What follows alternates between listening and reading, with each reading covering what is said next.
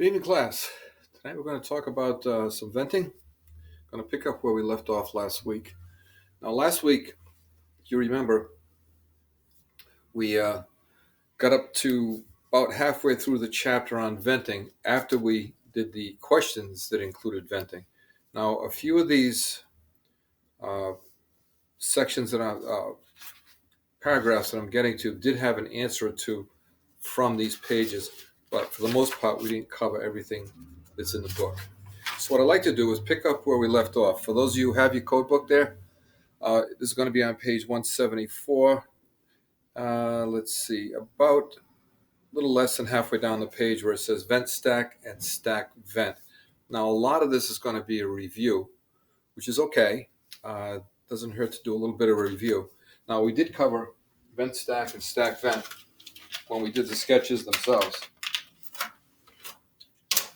And let me tell you what the book says. Again, follow along if you got your book there. There shall be one main full-size stack, one full-size main stack, vent or vent stack, no less than 3 inches in diameter. Okay, so that is a big one. If I were you, I would highlight that. If you got a highlighter, go right ahead and highlight it. Highlight at least the 3 inch in diameter. Now, remember, a vent stack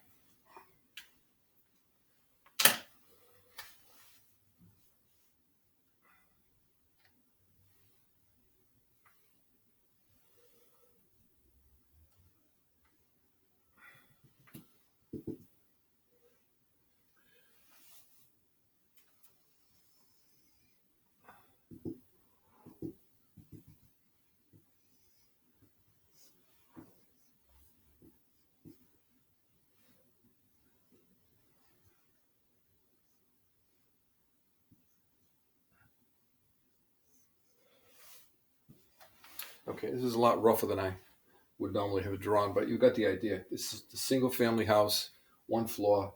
This would be the attic. Okay, from here up.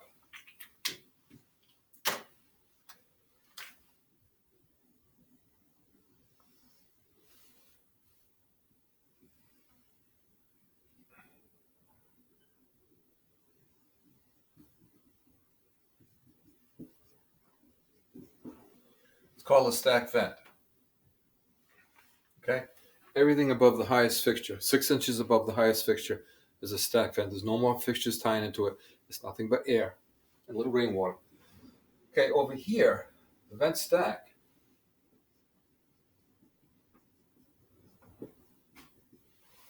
This is going all the way from the basement, on the lowest floor. Once you get by the laundry sink or clothes washroom in the basement, there's nothing but air all the way up and out.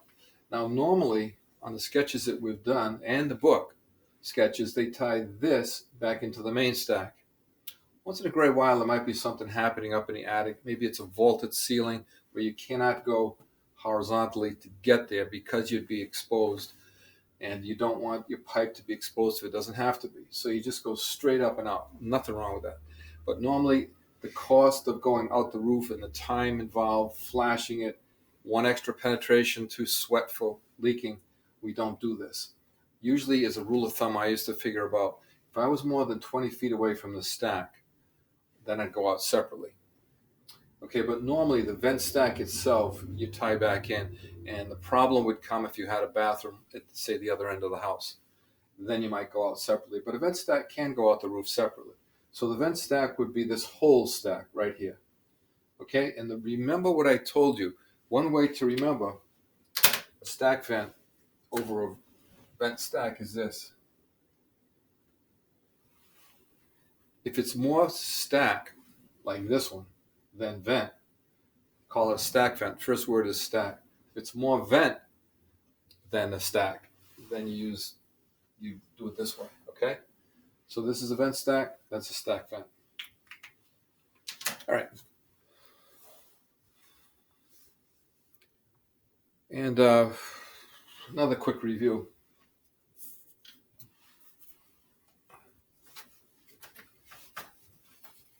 Let's say you were venting a bathroom sink.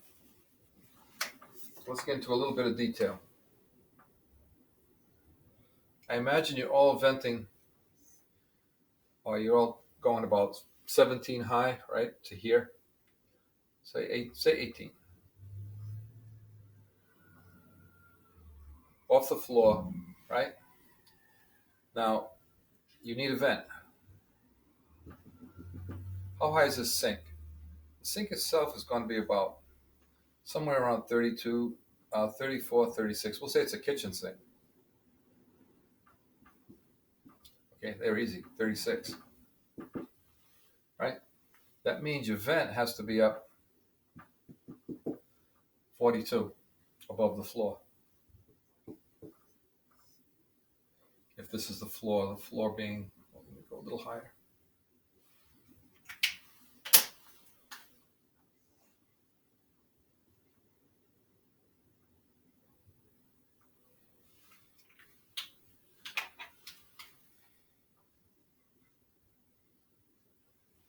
Okay? Cannot go horizontal until you're 6 inches higher. Right, now I know we've talked about that, but this one is a very, very big point. Absolutely will pop up on your license exam. Okay? So remember that. 6 inches above flood level being the top of the sink.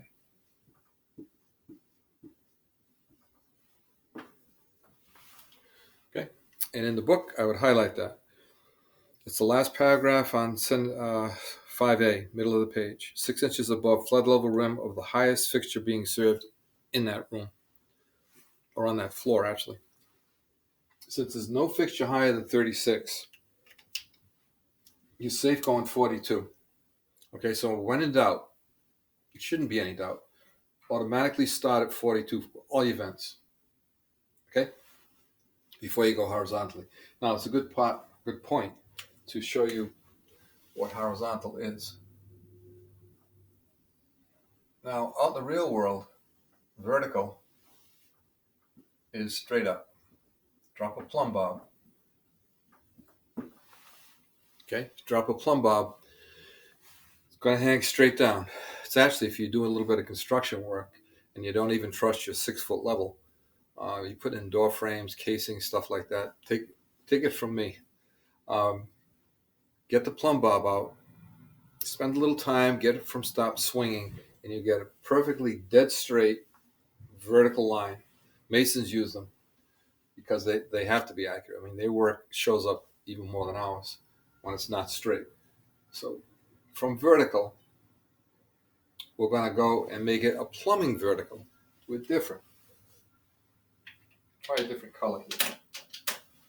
Vertical for us is different. It's 45 degrees on either side of vertical, of real vertical.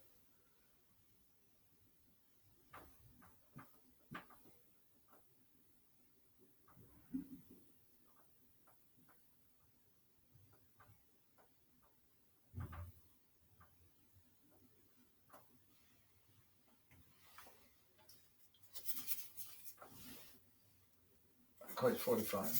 Straighten that out a bit.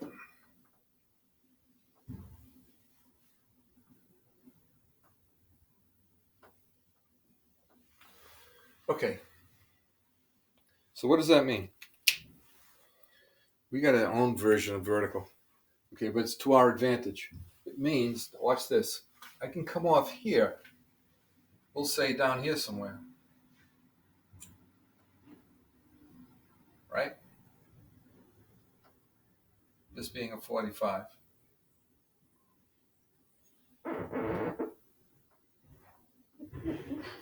Like that. That's legal.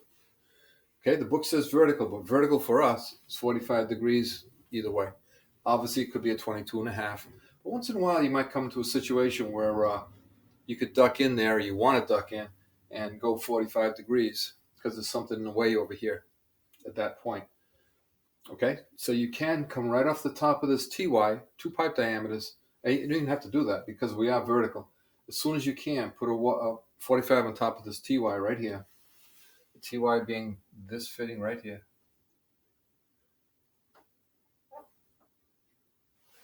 Okay, and off you go. All right, so when they say 6 inches above flood level, that's true. To go horizontal, horizontal being like just a little better than dead flat. Remember, your vents cannot run flat. They don't give you a dimension. But if you've ever, some of you probably experienced this, if your inspector goes up in the attic and you're laying your horizontal vents in the attic on the floor joists or the rafters, you're laying them on there, he might say, or she might say something. They're not supposed to be flat. You don't want water pooling up anywhere. So usually what you do is maybe put a little piece of ferrin, go down several feet, keep shimming it up a little bit so that there's maybe a little 1/4 inch or a little bit less pitch, but enough that it can be seen. So all our vents are supposed to be installed that way. But we call it horizontal, which suggests 90 degrees, okay, which is fine. But just remember, you got to put a little bit of pitch on this. But to do this, I got to be well above this. The idea is if this is below flood level right here, and this keeps blocking up down here somewhere, the water will slosh in, keep going in, soap in here and whatever, might block up the vent after a long period of time. Okay, now I know we covered this at least a little bit, but little review. Okay, moving down that page. Okay, this is an easy one. Any vent through the roof, minimum size, 2 inch. So we got a vent poking out the roof. It has to be 2 inch minimum. Okay, now that's what's on those of you who might have not have picked up on the page that I started on page 174, down near the bottom. Well, 3/4 of the way down. Okay, while we're at it, this pipe, again, little review. 18, 24 inches poking out the roof, okay? And absolutely straight. Getting back to the plumb bob. When you drill your hole, before you did the hole, you got the plumb bob. If you don't have a plumb bob, don't sweat it. Just get a piece of string and a heavy fitting like a 1/2 inch black steel and mark it, right? Just put like a little check mark to the center of that 3-inch pipe, probably 3 inches where you're going to drill out. And that's going to be the center of the hole you make, okay? You go out at a bit of an angle. It's surprising how far away you can see a messed up vent. All right, so 18 or 24 out the roof. Now, this one here, I know we covered this. So let's cover it again real quick. Let's say my 2-inch goes out like that. And I don't need 2-inch. I want to get down to minimum vent size. Okay, in the real world, that's 1.5 inches. But in this world, paper world of plumbing, we're going to change that a bit. So there is the end of the 2-inch vent, 1 foot below the ceiling. Okay, so let's do it like this. From here to here, 1 foot. Now I can reduce the pipe size from 2-inch. The idea is, I guess, so the snow or ice doesn't catch right where you funnel it down at the roof level. They want you to get into the building. Okay, from this point on, you can change the vent size to something smaller, like 1.25 inches, right? For book purposes, 1.25 inches. And don't forget that, right? Even though we never do 1.25 inches, or really do 1.25 inches, that is the legal size for a vent. Okay, it can handle up to 2.5-inch pipe. So the only fixture that we use all the time that wouldn't be 1.25 inches is a water closet. All the others, sinks, lav, kitchen sink, clothes washer,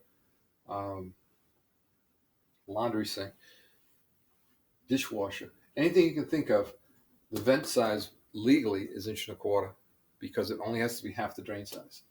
Okay, so we kind of expanded this 2-inch out the roof and threw in a few other things like this 1 foot, and this. Okay, so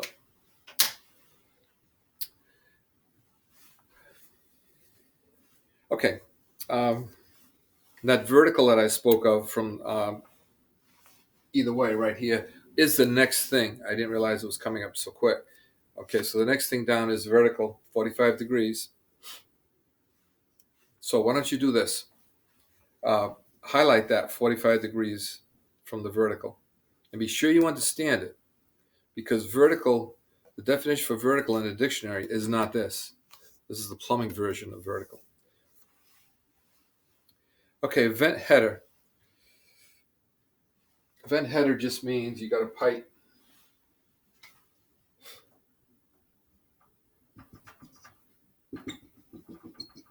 and you got other pipes coming into it like this here. All right, we'll say this is going out the roof. The dotted line indicates vents, and they mentioned some of the sizes. Okay, so you have 2 4-inch. If this is, let me do this. Now this here is something. Honestly, I don't think I ever ran into. Maybe you guys have. I haven't. This would be 4-inch, 4-inch. This has to be 5-inch, right? This could be 4 here, but this here, from here over, it's 5-inch, right? I'll darken it up. All right? That's what the book is telling us. And if you add a couple more,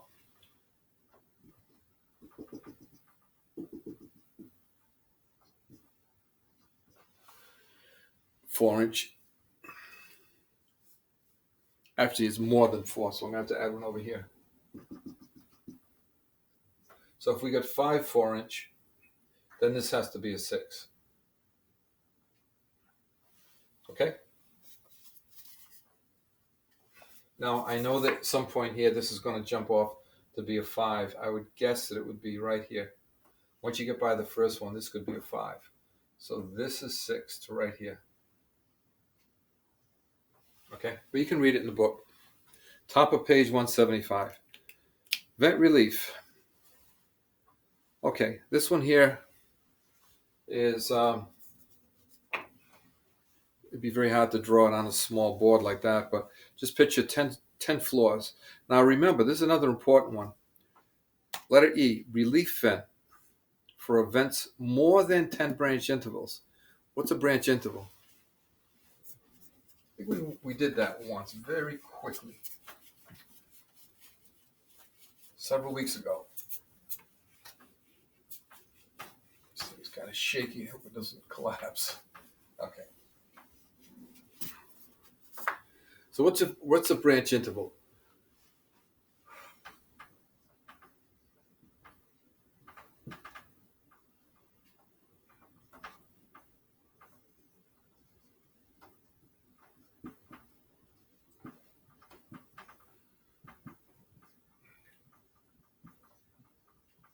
One story, one floor, right?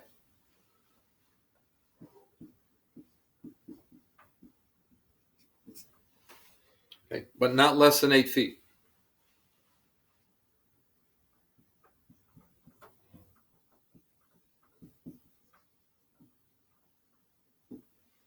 Okay, I think you all probably know that a story is usually considered around 10 feet. Okay, those of you who have done big commercial buildings might be a little more than that, but as a general rule, a story height is about 10 feet. We call it a branch interval. So when the book is talking branch intervals, don't let it throw you. That's another name for a story height, right? And what they're saying is you go 10 stories high. Maybe I can do a quick one here. And you got 1, 2, 3, 4, 5, 6, 7, 8, 9, 10.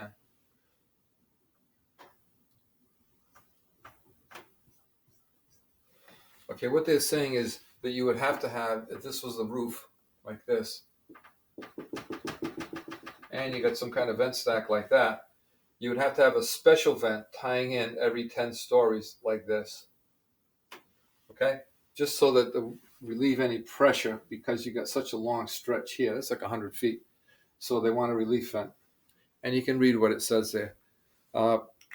Probably something most of you will never see in your career unless you work in even Providence, maybe Boston.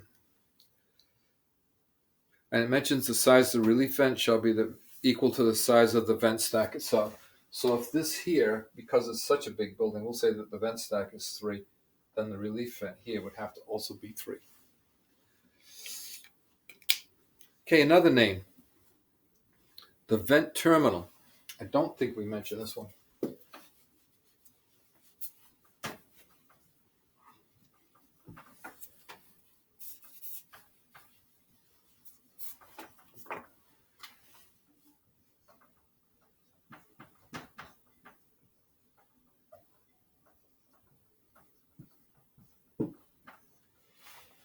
Okay, the vent terminal.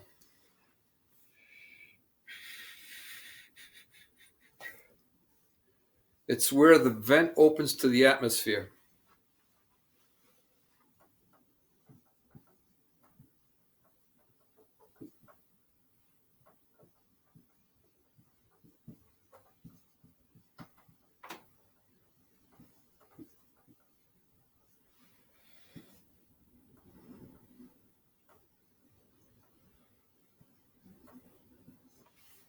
Something like that. Okay, that's a vent terminal. And here's where it mentions the 12, the 18 to 24, which we talked about 10 minutes ago. Okay, I think we've covered that enough. Now the next part, I'll tell you what, this is getting a bit long on this particular segment. So what I'm going to do is stop. We'll take a quick break here.